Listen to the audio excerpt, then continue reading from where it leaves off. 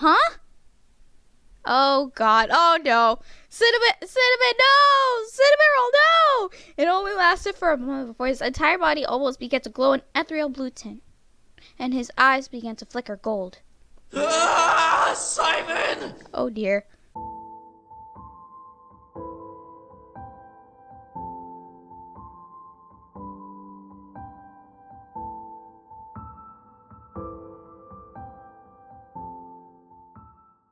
Sup guys, the name is Rana Dragneel and welcome to Seduce Me, Simon's Revenge. Oh my god, this is Matthew's epilogue and it's finally out. Oh god, I am excited. Normally I wouldn't be this excited, but right now I needed this. Matthew is not my ultimate incubate, but he's kind of like best friend material, the one I always hang out with and play games and stuff, but at the same time, I'm just so excited. I needed this. Oh my god, if you have been on my Tumblr or you have been on my Google Plus profile, Jesus fucking Christ, I needed this to happen because of Wanda O'Hara. Oh my god, Grace, if you're probably gonna watch this anyway, but oh my god, you have no idea how much I need this Seduce Me right now to call myself from the asshole. If you all know who I'm talking about in Wada O'Hara, kudos to you, because right now I'm just so upset at him still, and still salty. So you don't know how much I need this, and I've been looking forward to this. Oh, I see on the bottom, hashtag Ziberu. I know some of my friends would agree with that because Matthew's their bae, but Eric will always be my bae. But for him, he'll just be best friend material. Okay, what am I blabbering about? Let's start this thing.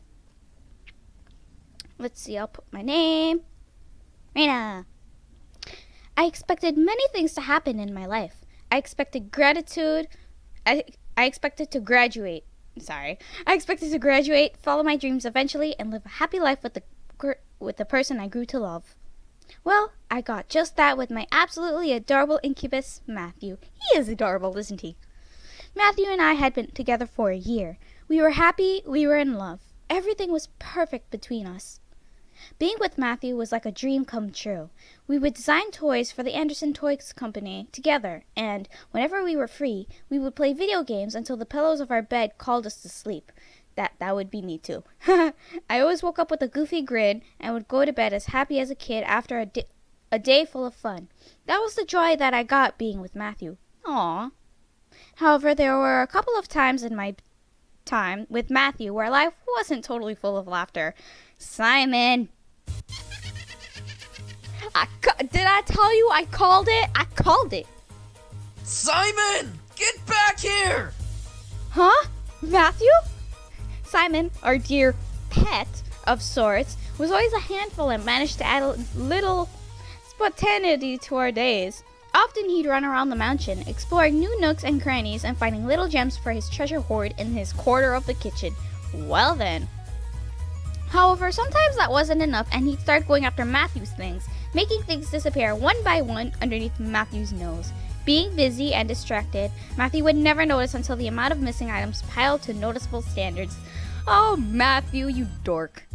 And sometimes it took a lot of theft to get Matthew's attention. Oh my god, this poor roll. Cinnamon roll. I call him the cinnamon roll, but Damien's a cinnamon roll too, but you know what I mean. Give that back, Simon! Matthew, wait! Hold on! What did he take this time? Now, usually I was able to help, but for some reason, Simon imprinted himself on me, treating me with a fair amount of respect and obedience. Whenever it came down to getting something for Matthew from Simon, I was always the mediator between the man and the toy. This time, though, Matthew wasn't as eager to get my help. No, I got it. Simon! Ooh, is it a present for us? What? Before I could ask why, Matthew was off in a cartoon-like chase with Simon on the second floor, like Tom and Jerry, yay! I had to take a moment to absorb what had happened. Did Matthew really say no for help with Simon? It was something important, that's all I know, and we couldn't find out what it is. It was practically unheard of. Simon was like his mortal enemy of the house, now that Sam was gone. Simon just took the role of Sam. If anything, Matthew always called on backup just to even the playing field with Simon, as the little furball was known for not playing fair. I stood there for a small second, listening to the distant sounds of Matthew running around and crashing into things. Thanks to Simon, no doubt. Flabbergasted. To my dismay, Simon's antics and the odd change in Matthew's behavior didn't end there. At one point, it apparently grew to its worst. Oh dear. Matthew was baking again in the kitchen. The smell of sugar and vanilla practically invaded my senses as I walked into the room. I was more excited to see my incubus meticulously measuring out ingredients. A part of me wondered why he didn't become a baker or a pastry chef. I guess he was happy working for his brother at the toy company. Somehow, that part of Matthew made me smile a bit, knowing he was helping my grandfather's company grow. I shook out my thoughts and let the sweet air completely consume them, lost in the guesses roaming my mind of what Matthew could have been making. That smells good, Matthew. Huh? Thanks. I'm almost done. I'm just looking for... Oh God, Simon, what are you doing? Ah! Simon! Simon! Matthew, watch out! Huh? Ah! Uh-oh. Simon was running off around again. Simon was off running around again, his toy knife in one paw, a small cake-like square pastry in the other. Despite the bluntness of the toy knife, the gleam it gave off scared us into forgetting that, causing us to duck and weave out of natural instinct. It only proceeded to help Simon flee his crime scene and ushered Matthew to follow in rage. I swear to God, Simon! Oh man, poor Matthew. Matthew, hold on! One arm on Matthew's urged him to stop and listen, despite the red flush that proceeded to paint over his face from the building anger in his body. I had to admit, it was adorable to see him so angry, but I didn't want him to become a volcano of rage thanks to Simon. And now I see why people think I'm adorable when I'm angry, and to those people, mostly my friends, fuck you too. What did he take? We could just get or make more. Huh? No, it's fine. I just need to get him. It's okay. Matthew, just tell me what it is.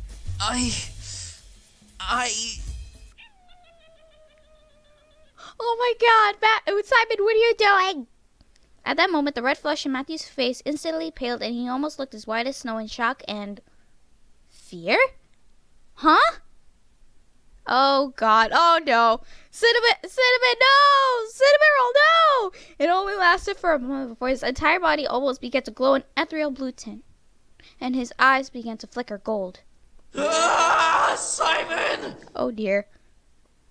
That singular noise of Simon's caused my incubus to rush out of the kitchen without answering me, and sprint across the mansion towards the sound. I followed close behind, barely able to keep up with Matthew's speed. Oh dear.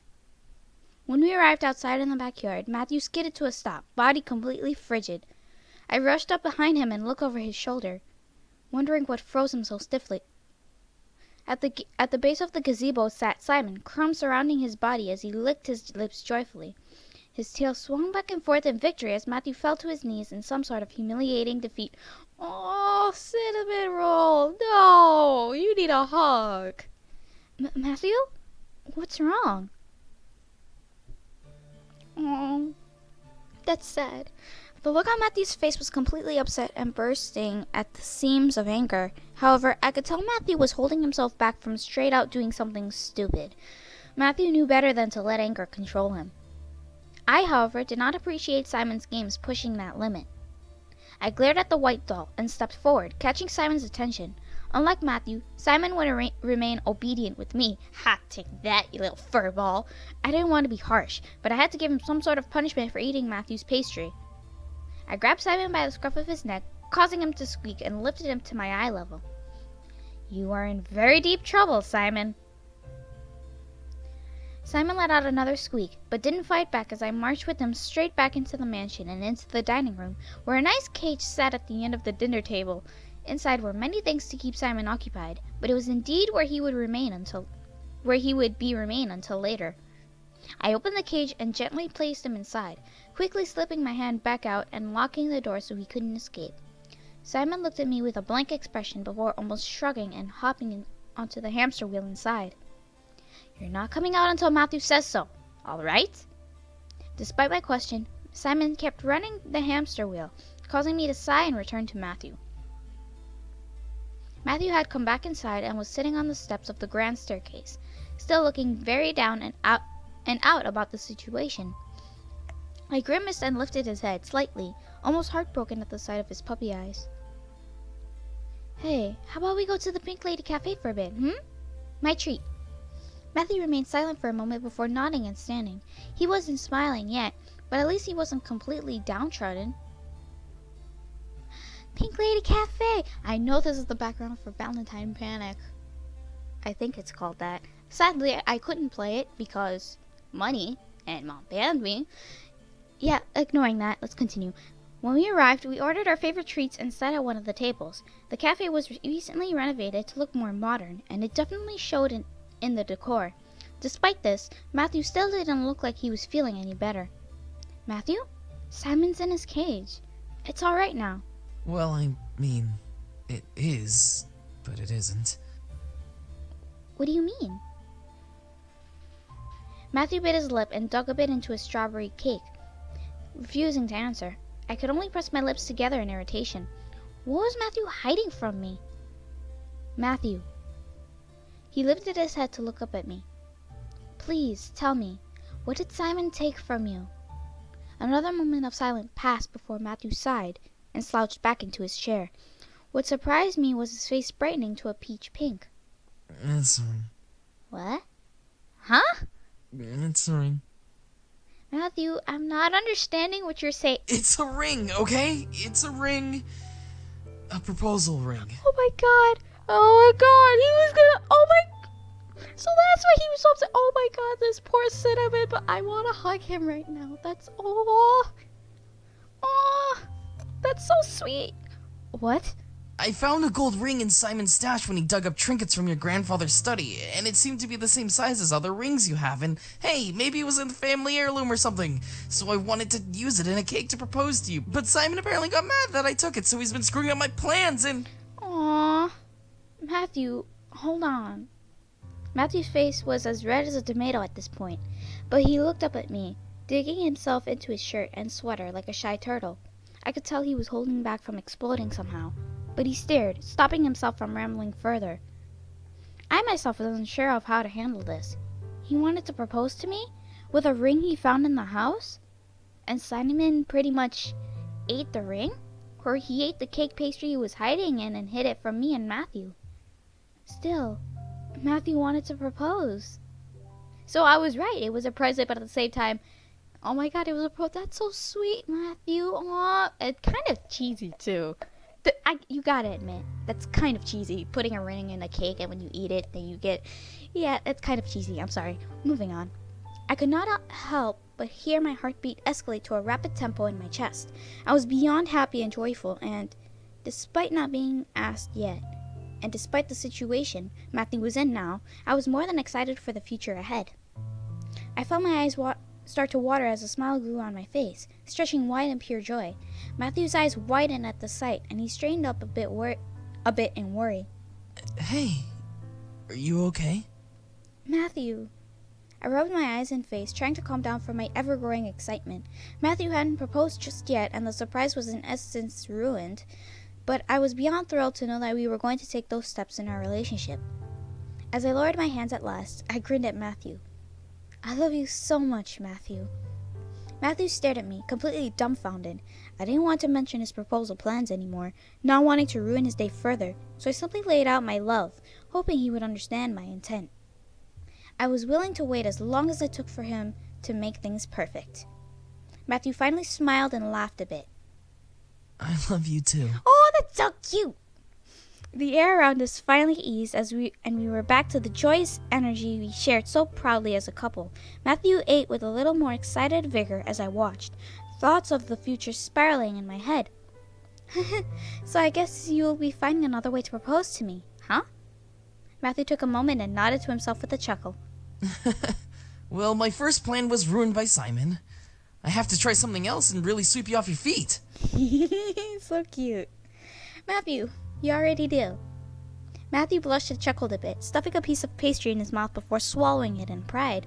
I promise to make you the happiest person in the world, okay? Aww.